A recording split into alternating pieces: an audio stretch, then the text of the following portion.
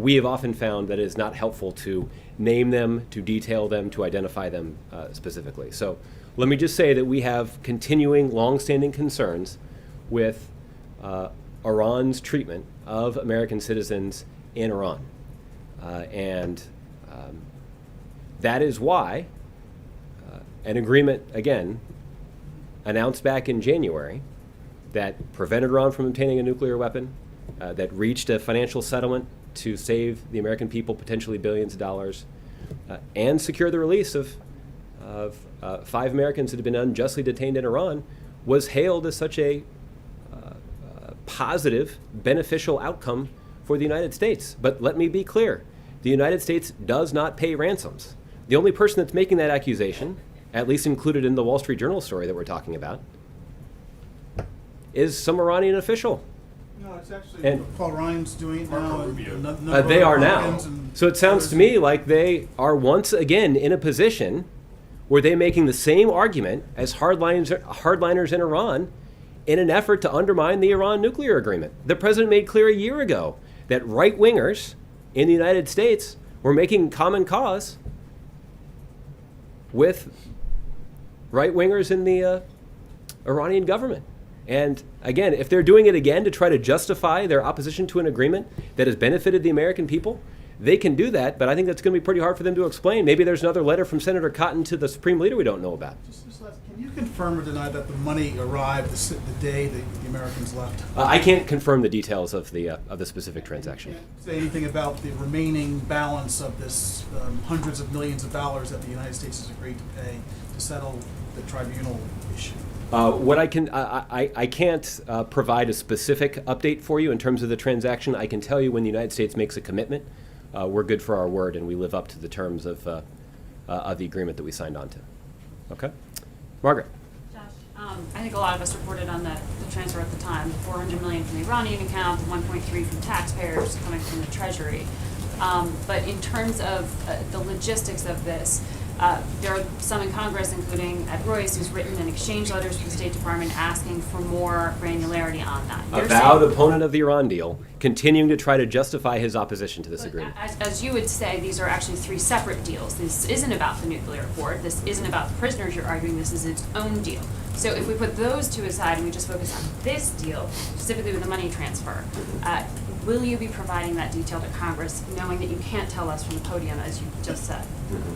Well, again, we'll continue to engage with members of Congress about this. I think what is true, and I think would certainly account for the descriptions that were included in the newspaper today, is that the United States does not have a banking relationship with Iran. And the reason for that is because of this administration's commitment to ensuring that we continue to hold Iran accountable for a variety of activities that we are deeply concerned about. So that's logical in terms of not refuting the idea that it had to be a cash payment since there weren't any banking accounts, and that now that the banking system's a little less clogged, you could find other ways to pay, so maybe the timing suggests, once again, it's around the same time. Do you understand that? I'm sure you appreciate that without the clarity on this, the innuendo and the optics make it tough. So to truly kill that idea and the allegations being made of a ransom payment. Yeah. So again, why not provide that detail of exactly how the money was received? Right. I actually don't think that there's a lot of rationality in the argument that you've outlined that is being made by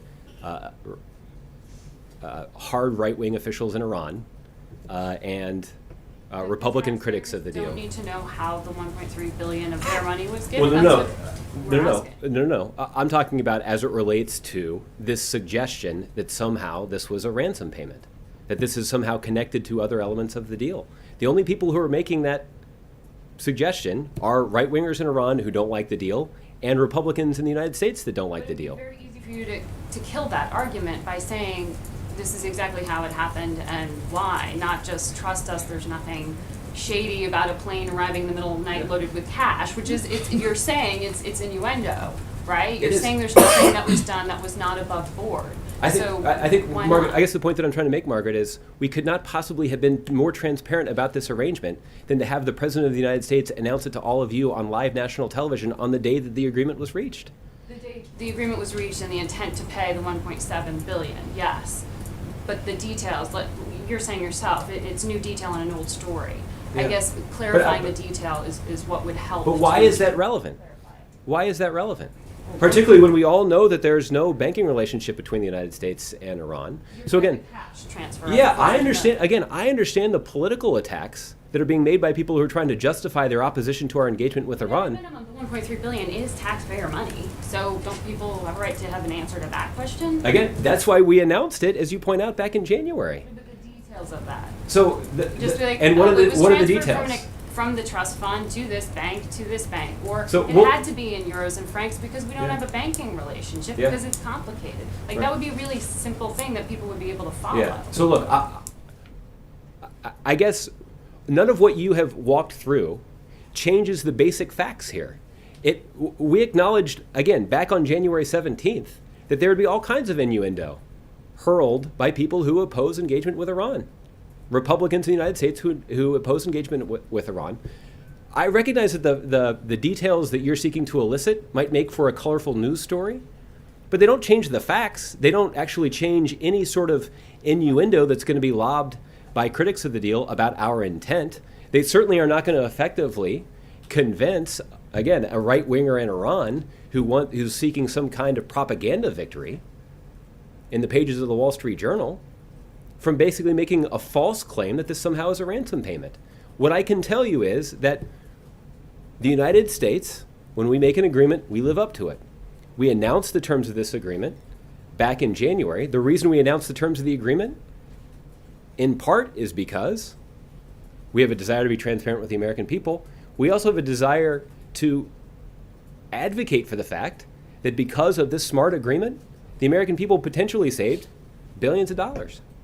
So you see this as completely politically motivated. Again, the facts of this case, the facts of this situation, and the benefits of this situation have been known for more than 6 months now. You all have been reporting on it for more than 6 months ago. Again, not because of some secret anonymous leak in the bowels of some government bureaucracy, but because the United States of America announced it on live television from the White House. I know, we've all been covering it, but the Yeah. thing that's new is the detail that you're saying is irrelevant. And that's why it becomes Well, such a sticking I point with recognize it's my Congress. job to answer the questions up here, but I will acknowledge I don't understand, other than for the fact that it makes for a colorful lead. I'll concede that. But it doesn't change the facts of the situation. It doesn't change anybody's assessment about the motive of the United States. Whether or not this was wired from one particular U.S. government account to some Iranian government account, as opposed to delivered on pallets, that's not going to change the argument of Paul Ryan and Marco Rubio that they're opposed to the deal. It's not going to change the propaganda efforts of the... again, they're opposed because they You're are. saying you're not linked. Because they are. I'm saying the argument that they're making that is false, that has been proven wrong time and time again, is not going to change based on, whether this was wired or delivered in paper currency. So so I understand the interest in details for a more colorful story, but I don't understand what this does to the broader outlines of an argument that have been in place for 6 months now. Republicans have lost that argument. Critics of the deal have lost this argument because we have succeeded in preventing Iran from obtaining a nuclear weapon. We did succeed in securing the release of 5 Americans who were unjustly detained overseas in Iran, and we did succeed in saving the American taxpayers potentially billions of dollars by reaching a long-standing financial settlement with the Iranians over their money. You're just arguing that it's all worth it, basically. That It's all... I think, again... That the details don't matter on this is what you're saying. I've not been quoted saying that, and I wouldn't be quoted saying that. I think what I'm saying is it doesn't change the contours of the argument. The argument that is being made by Republicans is they're struggling to justify their opposition to our engagement with Iran. They've lumped it all together. We've made clear time and time again that we capitalize on this opening with Iran to try to settle this variety of claims. And there is no disputing, despite the best efforts of right-wingers in Iran and right-wingers in the United States, that we have prevented Iran from obtaining a nuclear weapon. They have rolled back key aspects of their program. We did secure the release of 5 Americans And we have settled a longstanding financial claim in a way that benefits the American people, potentially saving billions of dollars. And lastly, there's nothing like this will happen to secure the release of the 4 Americans or U.S. residents who some of their families have said are being held in Iran, and the Iranians have said they're being held. I know you can't talk to their specific cases. Well, what I will say is that the United States, under President Obama, has not paid a ransom to secure the release of Americans unjustly detained in Iran, and we're not going to pay a ransom. If there are Americans who are unjustly detained in Iran, we will make a case regularly through some now established channels with Iran to advocate for their release. Okay? Scott. This financial dispute you mentioned has been going on for 35 years. Why was it necessary to airlift in the balance of cash on the very weekend that the American president released? Again, Scott, the reason is simple. The United States does not have a banking relationship with Iran. That explains that it was cash, but doesn't explain the timing. Because we reached the agreement and Iran wanted their money back. So again, They waited 35 years. right. So you might expect that they would be eager for them to get their money back. Again, this all stems from a payment that Iran had made into a U.S. account related to a military sale that didn't actually go through. The military equipment wasn't provided. So, again, you can understand why they are quite eager for the money. You also would understand that they're quite eager for the money when you consider that the value of their currency has plummeted, that they haven't been able to invest in infrastructure, that they've got debts that need to be paid, and that they're in the middle of a recession. So at the time, they were eager to try to address the legitimate concerns of the Iranian people about the state of the Iranian economy. Why was the U.S. government so eager to pay it? I'm sorry? Why was the U.S. eager to deliver the money so quickly? Well, again, I would not describe the United States as eager. I describe the Iranians as eager. I think what the United States is we're a country that lives up to the commitments that we make. And that's exactly what we did. Okay. Michelle. So it's been called a ransom payment by Iran. That's not exactly surprising. But would those prisoners have been released had this payment not been made at the time that it would? So isn't it essentially a ransom payment then, even if the U.S. does not view it that way? No, it is not a ransom payment. The United States does not view it that way, and it's not accurate to describe it that way. So would those prisoners have been released then if this money hadn't been paid then? Well, again, I think what is true is that there were a team of negotiators. Let me just start from the beginning. What I know is true is there were a team of negotiators in the United States that were interacting with Iranian officials to secure the release of 5 Americans who were unjustly detained in Iran. That negotiating work was successful, and those Americans are at home. There was a separate group of negotiators who are working through the Hague process for decades to try to reach an agreement, a settlement on these financial claims. And there is momentum in our relationship where we are closing out accounts, where we were resolving longstanding concerns. And in each case, the United States reached agreements and closed out accounts in a way that benefited the American people. And whether that is preventing Iran from obtaining a nuclear weapon, or rolling back key aspects of their nuclear program, or securing the release of 5 American citizens who are unjustly detained there, or reaching an agreement on a long-standing financial claim made by the Iranians about Iranian money in a way that saved the United States taxpayers potentially billions of dollars, there are a lot of benefits to this deal. And we talked about them back in January with a lot of transparency. You all reported on it. And again, the motive of people who want to talk about it again seems to be to just drum up innuendo in an effort to cover up the benefits of all of these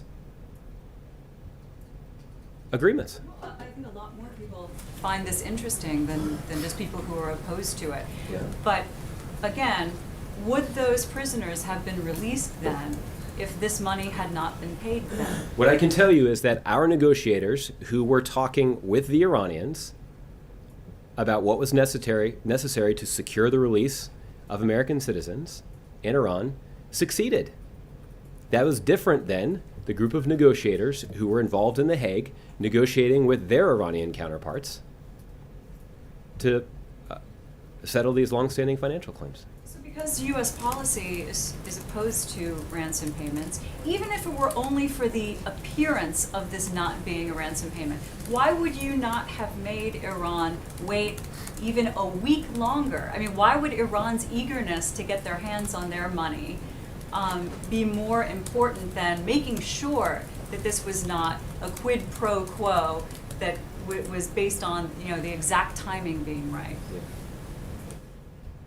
Well, I think the answer to that is pretty obvious, which is that even a week delay would not have prevented Paul Ryan and Marco Rubio from falsely claiming that they're a ransom. Because, well, Michelle, come on, I saw you sigh. If we announced this financial settlement on the same day that the prisoners were released, that's fodder to our Republican critics. I get that. But everything's fodder. Yeah, exactly. Exactly. Couldn't have said it better myself. No one's questioning that. It's an election coming up. That's fine. It works both ways. Well, I don't think it works both ways. But it was a pretty simple question. Would those Well, prisoners let me just say have one been thing about this. released if the money wasn't paid on that same weekend? Well, again, I guess what I'm saying is it's a pretty simple negotiation that took place, which is you had a group of negotiators who were interacting with their Iranian counterparts to secure the release of 5 American citizens. There was a different group of negotiators who were involved in trying to reach this settlement at The Hague. I think at some point the premise of your question is predicated on a decision that was made by Iranian officials. So I guess I would wish you the best of luck in trying to get an answer from them about what decision that they would have made. Let me tell you one other thing, though, as it relates to sort of waiting a week. It certainly wouldn't have prevented Paul Ryan and Marco Rubio from falsely accusing us of paying a ransom. But here's the other key thing. It also would not have prevented right-wingers in Iran from falsely seeking a propaganda victory by making the same argument. So that's why, again, to go back to Margaret's line of questioning. We already said none of that's any surprise. Okay. None of it's a surprise, but it also is a good illustration, I think, of how the outlines of this argument haven't changed in 6 months. So there may be some more details that make for good newspaper copy, but they don't change the facts of the situation, and they don't change the rationale for the argument that we have been making about the variety of ways in which the American people have benefited from this series of agreements. There's no harm in putting second eyes on something when some new detail has put it back in the public view. I mean, nobody's questioning that anything really has changed. It's just, Well, why not ask again? There's no harm in that. Anyway, just quickly. I haven't stood up here and said that you guys shouldn't be asking the questions that you are. I welcome the opportunity to talk about all of the ways in which the American people have benefited from our interactions with Iran. I think what I do take some umbrage at is the suggestion that somehow this is new evidence that proves that a ransom was paid. That's false. It was false when that accusation was made in January. It is false when that accusation is made in August. And it is false when that accusation is made in light of facts that don't change the calculation, either on the part of the president or anybody else who has a view on this matter. How helpful would you say Iran has been in determining where Robert Levinson is? Yeah. Well, again, I don't have an update for you in terms of the conversations that we've had with the Iranians about that. What we have indicated as a part of that agreement that secured the release of 5 Americans who were unjustly detained in Iran is Iran made a specific commitment to cooperate with our efforts and to share information with the United States that could potentially lead to the rescue of Mr. Levinson. But I'm not able to speak to the status of those ongoing talks. Okay. Kevin. Thanks, Josh. Despite sharpening my axe for a while to dive into that topic, everybody else has pretty much touched on it, so Okay. I'll switch gears a little bit and talk Russia. You guys did a great job, by the way. Thank God, right? The president mentioned a tough relationship, obviously, with Russia, and in particular with President Putin. I'm just wondering, how concerned is the White House, sort of to follow up on an earlier question, about the possibility of Russian hacking impacting not just our election, but more broadly our infrastructure? Yeah. Well, Kevin, the United States has been concerned for some time about Russia's nefarious activities in cyberspace. And Director Clapper discussed this in the worldwide threat assessment that he delivered to Congress earlier this year. He said Russia is assuming a more assertive cyber posture based on its willingness to target critical infrastructure systems and conduct espionage operations, even when detected and under increased public scrutiny. Secretary Carter has talked about Russia's nefarious activities in cyberspace as well. He noted that earlier this year, the sensors that guard DoD's unclassified networks detected Russian hackers accessing one of our networks. And you've heard Lisa Monaco, who's the president's top counterterrorism advisor and somebody who's focused on homeland security, talk about how cognizant the Obama administration and the U.S. government is of Russia's activities in cyberspace. We understand that there is a risk, a threat that Russia poses in cyberspace, and this is something that we have raised with them in a variety of channels, and we've made clear that we have some concerns. So there are a variety of things that we have done in response. We haven't just raised it with Russian officials. The president, more than a year ago, designated additional authority to the Secretary of the Treasury to allow him to impose financial sanctions against entities or individuals who are involved in hacking in cyberspace. That is a capability that the U.S. government didn't previously have, but it is something that we have used before and could potentially be used in preparing a proportional response to cyber threats. The other thing that we have worked to do is to work with the rest of the international community, including through the G20, to try to arrange the international community around a set of international norms.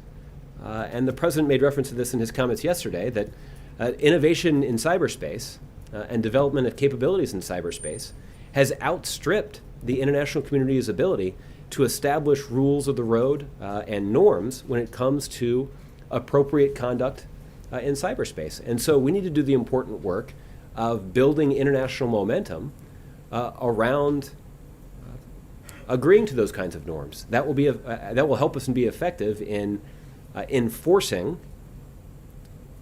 those norms and holding people accountable for violating them. When the president has a conversation with Vladimir Putin or other leaders, and you say that he'll have an exchange, and he even said yesterday, it's add it to the laundry list, effectively, of the problems and disagreements that I might have. Does he get specific about if you do X, or if you continue to do X, we will be forced to do Y? And I ask the question because people wonder often when he'll make a comment and he'll say, we have raised that with our counterparts, or we've discussed this with our counterparts. They are always looking for more meat on the bone in that respect. You kind of touched on it a bit. Can you expand on that? Well, I don't have any additional insight to shed on private conversations between the U.S. president and the president of Russia. But I do think I can faithfully tell you that the president has been very direct, and other U.S. officials have been very direct in talking to their high-level Russian counterparts about our concerns about Russian activities in cyberspace. Those are well known. Those concerns are well known. Their activities are something that have been well documented. Their capabilities are something that U.S. officials have been talking about publicly for quite some time. So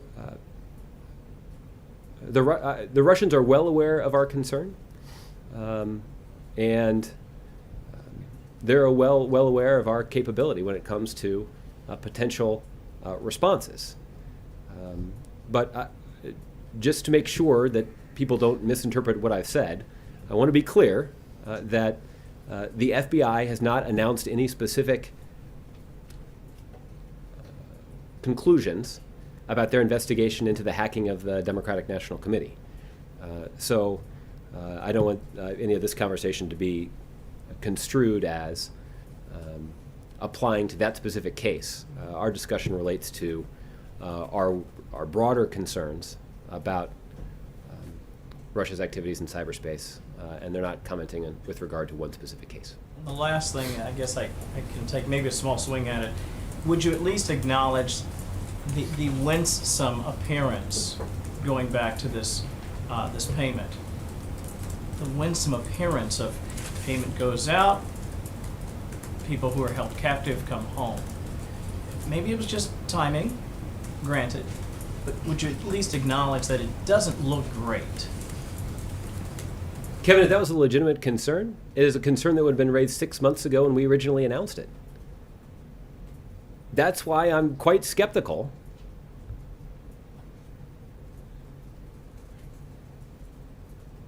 of the integrity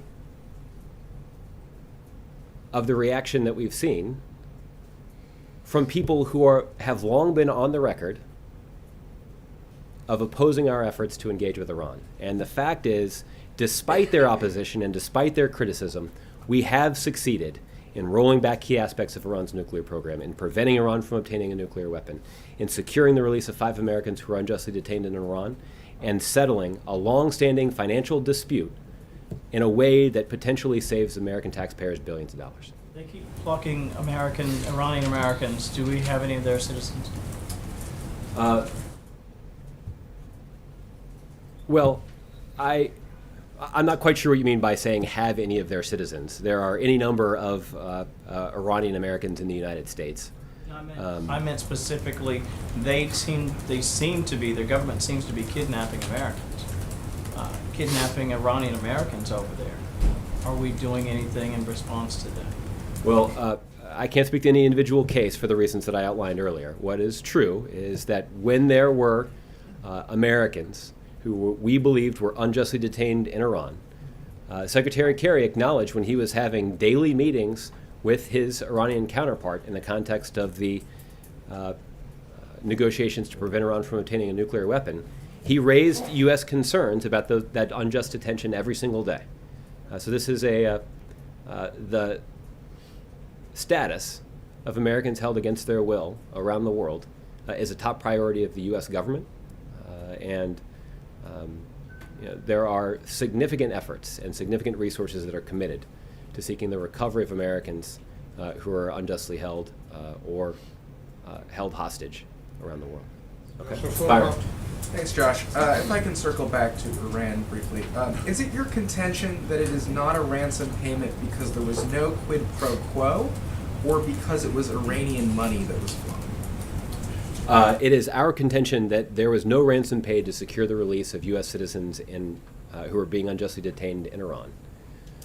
Because, A, it's against the policy of the U.S. government to pay ransoms, and that's something that we told the Iranians that we would not do.